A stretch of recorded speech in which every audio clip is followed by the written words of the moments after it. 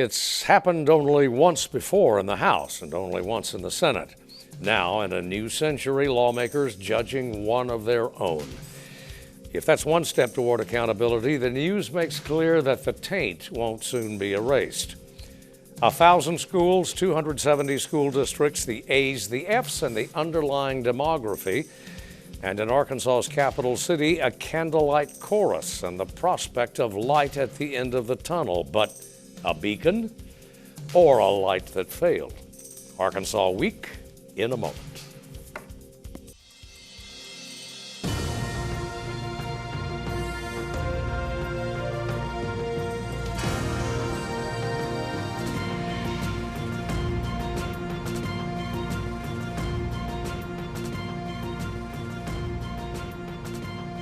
Support for Arkansas Week provided by the Arkansas Democrat-Gazette, the Arkansas Times, and KUAR-FM 89. Hello again, everyone. Thanks very much for joining us. Public education, rather in the news of the week, the spotlight falling, of course, on the schools of Little Rock. We'll go to that in just a moment. First, a Friday to remember, though the State House of Representatives might just as soon forget it. Speaker Shepard is closed for the resolution. The question before the House is passage of House Resolution 1079. A yes vote is for the expulsion of Representative Gates. Prepare the machine, Mr. Clerk.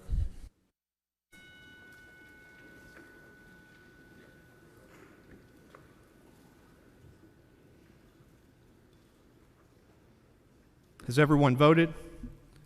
Has everyone voted? Cast up the ballot, Mr. Clerk.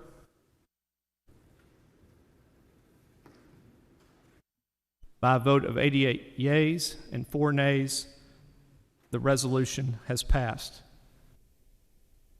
And there's the vote. They needed 67, or the motion needed 67. It got 88. Only 3 times since statehood has a chamber of the General Assembly expelled a member. Wes, Steve, you guys were both on the floor. Yeah, it was about an hour-long proceeding. I think the 2 poignant moments from the proceedings was Shepard's speech and, of course, Gates' speech. Shepard got on the floor and made the point that his resolution had to do with the fact that Gates, Representative Gates of Hot Springs, had violated the public trust because he didn't pay his taxes for a period of 14 years. Gates countered that with a pretty kind of unusual speech. He went through a historical or perspective of historical events, and then he ended with a kind of comparing himself to Daniel in the Old Testament prophet, basically saying he hadn't been afforded due process. But in the end, after the floor turned down a secret ballot, it was a vote of 88 to 4. And like you said, it's a historical event. It's a serious moment when a member of the House of Representatives is expelled. There were 95 members there present, and I wasn't expecting that large of a margin. 84 votes is a pretty strong statement to say that we're not going to allow this to happen. And I think Shepard made his case. Speaker Shepard. Speaker Matthew Shepard made a very strong case, and then he came back after Gates spoke and reiterated the points that Representative Gates had violated the trust. And after it happened, it was kind of non-climatic. After the vote, it just kind of, wow, and that was the moment, you know. Yeah, Steve? Well, it was definitely a defiant speech by Representative Gates, not right. No remorse or contrition or admission of guilt whatsoever. He did go through this long historical list of historical figures. I suppose he was trying to say he was comparing himself to a list of people who had been done wrong. It was kind of hard to see what he was trying to say beyond that he was trying to assert his own innocence in this. He mentioned Jesus. Dred Scott case went through September 11th. I mean, the Duke lacrosse team. Really a long list, very defiant. So Speaker Shepard argued, the legislature passed law earlier this year that said that a person who pleads no contest to this kind of crime could be expelled or could not serve. Representative Gates actually voted for that. Yes, he did. But Speaker Shepherd said that there's questions about whether this is constitutional, but the Constitution definitely gives the House the ability to expel its own members. And Speaker Shepherd said, at least we have made a statement that this is what we will not accept, and at worst or at best this law is constitutional. Either way, he has to go, and the House agreed, 88-4. Well, it's worth noting, too, I think, that as a couple of members, excuse me, the Republican conference pointed out to me, the vote might have been slightly different anyway, had not Mr. Gates insisted on dragging this thing out. He had resisted demands, calls, requests, suggestions from every member of the Republican establishment, don't put us through this. But he has voiced a desire to run for re-election, and if he wins that second round, then he can't be kicked out again. So if he had resigned, as obviously they were pleading with him to do, he could have gotten booted out as soon as he tried to come back in. So that was obviously in his desire to serve, that he will get another shot at the ballot box. Yeah, Wes? Yeah, and I think it was interesting. Steve pointed out the fact that the lack of contrition in the fact that he apologized to his family, he apologized to his colleagues, but he didn't apologize for he tried to make a case that somehow he even said that I've paid my taxes over the last 3 years, which is really not the issue. That was the point that was made, but there was a definite defiance in his speech that was about 30 minutes long, but he did very little to convince his colleagues, and he also made the points that he didn't want them to vote on. Basically said, don't vote for me. It's just kind of which was kind of a strange issue, but very kind of some of his moments that the moments that he spoke, it made you wonder where was he going with his speech. It was just unusual. Well, he apologized to his family for putting them through this because of his political stances. That's why he said he was going through this, because of of what he's tried to accomplish. He did not apologize to them because he didn't pay his taxes and got in trouble for it. That was not what he said. And at some point, I don't know if that would have affected the votes, but it was certainly not the kind of speech that you typically see a politician give when the facts are not on their side and they're caught. And he does have at least some kind of legal argument about this being a no contest plea, not an admission of guilt. He's paying it off. If he pays it off, then it goes away. He might have a case there, but the lack of contrition was certainly astounding. Yeah, it was. Well, and it was one more element anyway in a stretching on now almost, I guess, a half decade, well, longer than 5 or 6 years now, and that's one legislative scandal after another. The leadership plainly concerned about it in terms of image, and we had on the front page just this past week, we had reminders of a different sort of Miss Malornon. Yeah, the scandal with the nonprofit, the bribery scandal with Representative Jeremy Hutchinson, and it just continues to move on and on. Even Shepherd kind of mentioned, harking back to the fact that we made when the 2019 session started, he made a speech that said we have to be accountable, not to just the people of Arkansas, but to each other.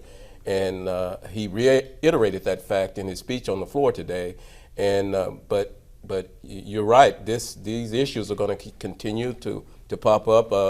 Several of the I think it's Preferred Healthcare in Springfield, Missouri. Some of their executives haven't not yet. The charges have not been. They haven't pleaded. There have been no court cases, and this will continue for several months. And I've heard that from some sources that they're still looking at other people. Other possible lawmakers could be charge if this continues on and people continue to talk. And that's what the FBI is putting pressure on some lawmakers and some people, the executive with the nonprofit, to do that. So it may run into the next fiscal session and maybe the next legislative session, which would be very embarrassing for the state. Well, it's interesting to note that a key player in the preferred scandal has yet to be sentenced, which usually indicates this is some months after a guilty plea. So it usually indicates there are conversations ongoing. Most of the lawmakers haven't gone to jail either. Yeah. So what does that tell you? They're Yeah. talking. All right, move on. And that's, Jay, we'll go to you. We had the state's annual report card today on all of the school districts across the state, and the state ed department report, full disclosure, transparency until recently, Chairman Barth of the State Board of Education. Anyway, the ed department reported this week that overall some improvement. Right, and these are the A to F scores that are created under the federal accountability system. Arkansas went out of its way to kind of merge the state and federal accountability systems into one. Previously they had been separated, which many argue created a lot of confusion with different grading scales. Now there is also the A to F scoring, which many argue makes it more understandable. This year we did see some increase in the number of A schools and some decrease in the number of F schools. These are scores that are grounded primarily in performance on the ACT Aspire test in the lower grades and the ACT at the upper grade, but there is included in that some measurement of growth from over time, and some other indicators that really talk about the health of the school, including attendance and things like that. I think the grand critique of these scores is that at the end of the day there is a high correlation with demography.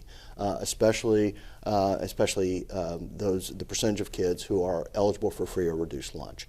That is a very strong indicator of a lot of the performance. And we know that the communities, the neighborhoods that are the most challenged have very high rates of kids from families that are impoverished, and we start to see as they go to school they take poverty with them, and it shows up in their performance. Well, you termed it make the rating system, the grading system, the letter grade, make it understandable. Okay, does that make it valid necessarily? Right, and I had deep concerns with this particular test in and of itself because it is not as tightly tied to the state standards as previous tests, but more than that, this ultimate score is very much grounded on that single test, that performance on that single test.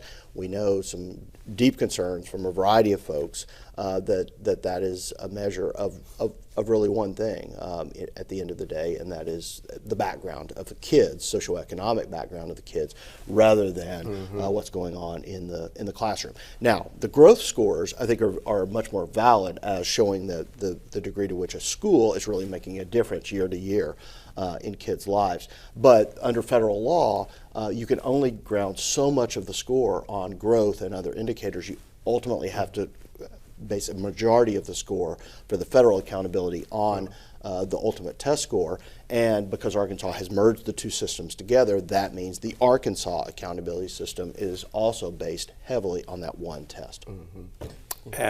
Yeah, and as Jay said, the critics of that is that there are other factors, socioeconomic factors, poverty, and and we've known. I think our community is known for a long time that these kids from these communities have always the lack of stable home settings affects their test scores, but now this issue will continue to follow us and well into the future because of this new accountability scores. Which brings us to the Little Rock School District, a story, well, you could argue that it began in 1957, but certainly in the last half decade, Jay, it has been the education story, I think it's fair to say, in Arkansas with ramifications statewide. Where now are we? Well, and it very much ties to exactly those test scores. In late September, the Board of Education had a special meeting, quickly called special meeting, in which they established a framework for the return of the Little Rock School District to local control. At the 5-year mark, the state law says that a school district that has been taken over can only be maintained by the state for 5 years. And at the end of that 5-year period, there are a limited number of things that the state can do. But one of those things is reconstitution. Reconstitution is not clearly defined in state statute, and so the state board has some room to maneuver in determining what reconstitution is. In late September, they came up with a plan that created 3 types of schools in the district. That Category 1 schools, or those schools that are performing at relatively high levels, they would be returned under full local control. Category B schools, are 2 schools, were those schools that are in transition. There are some school closures that are really creating some mergers. And the Category 3 schools were those schools with an F rating, to go back to the previous conversation. And those schools are almost entirely south of I-630, in heavily African American and Latinx communities and very high poverty communities. And that created, of course, the call on the part of many of the critics of the initial takeover that this was, in essence, a return to a separate but equal system, because the proposal said that those schools, those Category 3 schools, would have different governance than the Category 1 and 2 schools. And so that created a lot of confusion because it was not very clear, but it also very much created a basis for the critiques that we have seen in vigils and in a variety of public calls for action in the last couple of weeks. And I think the state board and the governor, who has a tremendous amount of influence over a board that he has put in place, they basically heard that call and went away from that original plan. Also entering the scene, and I hate to dominate this, but Mayor Frank Scott really entered the scene early this week with a proposal that the city would begin to invest in wraparound services and partnership that would help to support some of the lowest performing schools, because they are in communities that really need a lot of supports if kids are going to be able to achieve and continue to grow as students. Well, does Little Rock now have local control or not? I think people came away from the meeting at first when it was established, a little bit of local control, people were excited, and then by the time they went home at the end of the meeting, it was just kind of a feeling of with the issue of the unions not being recognized. There was a kind of a feeling of we won, but we didn't win. So betrayal was heard. Yeah, exactly. And I think I think this. It's one of those things that it keeps this issue. It doesn't resolve things. It just keeps like an open, festering room that's just you keep pulling the scab off of it, and it continues to be an issue. And there's nothing that resolve. And I still think we know from the pictures that we saw when this program started that the people came out in great numbers, and this issue is the most prevalent issue in Arkansas right now, and until it's resolved, there are a lot of issues. It affects our economic development, it affects the workforce, it affects the legislature, it affects every issue in the state of Arkansas. And until this issue is resolved, and people are saying now we're going back to the most other historical event in the state of Arkansas, 1957, and it raises these issues of racial acrimony in the community, and these issues that people are just upset that it's never resolved and it's going to continue. And the fact of the matter is that African American kids, Latinx kids, are being injured by this, and it's it's one of those issues that just really cry out for an answer. I think I'm sorry. No, go. I think the critics did a really good job of linking it back to 1957. Obviously, the vigil the night before the state board meeting at Central High, which was a very diverse crowd, very well structured event, and then some of the national news coverage also on that. In terms of your question of does Little Rock have local control, the answer is no. Certainly not until January.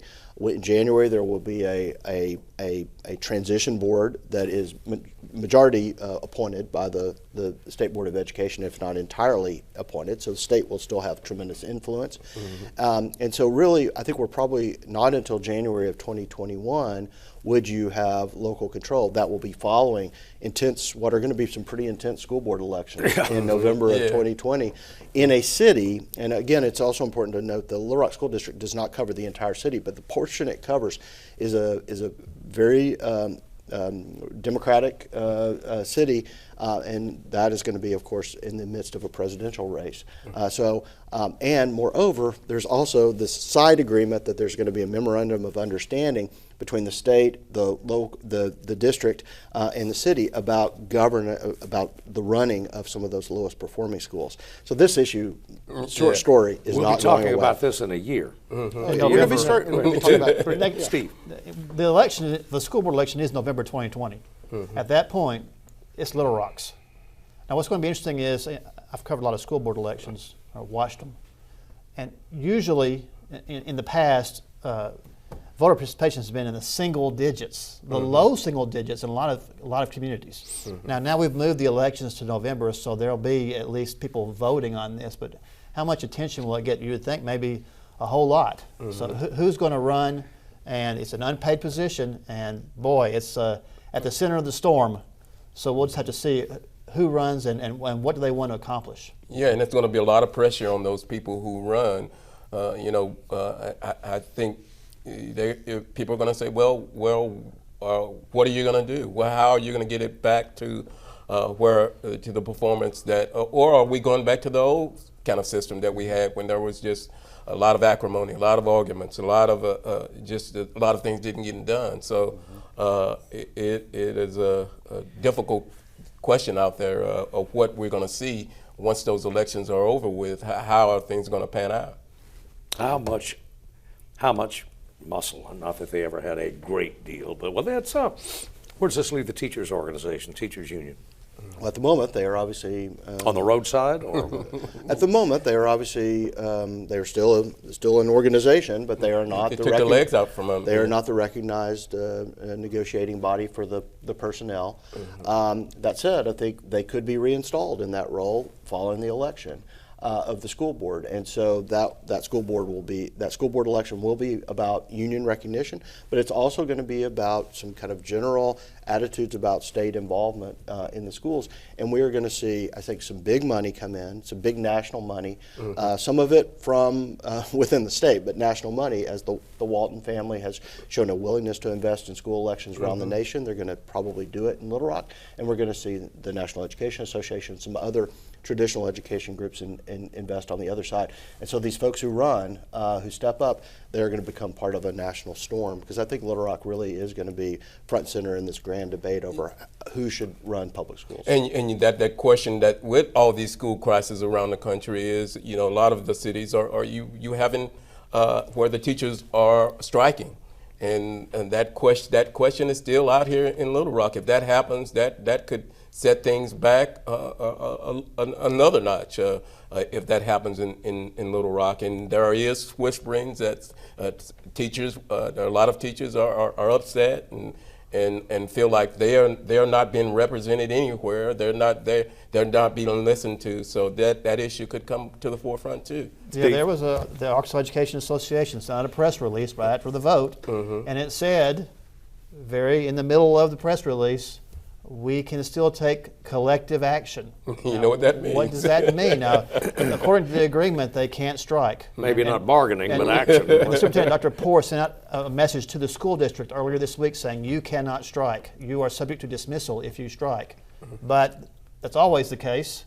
And again, there was that little ominous warning that collective action is still possible. Well, the argument went back and forth on whether the school board election should even be special, or school matters should they remain special elections or go into on the regular November ballot. Election, We're about to see as we talked about it before, a very politicized. You can never take politics out of anything, including local education, but a highly politicized environment. Yeah, this is going to be very different. I think Steve put it well. I mean, school board elections totally fly under radar. They don't even they aren't even in the territory of radar. This is going to be unique for our. We really probably have to go back to the recall elections of 1959 in Little Rock to see a school board election that will have this kind of intensity. That election that really was the beginning of the end of the Little Rock crisis. That's big stuff. We have a story to follow for the next several years. Yeah, we do. Guys, thanks to you for coming in. As always, we thank you for joining us, and we'll see you next week.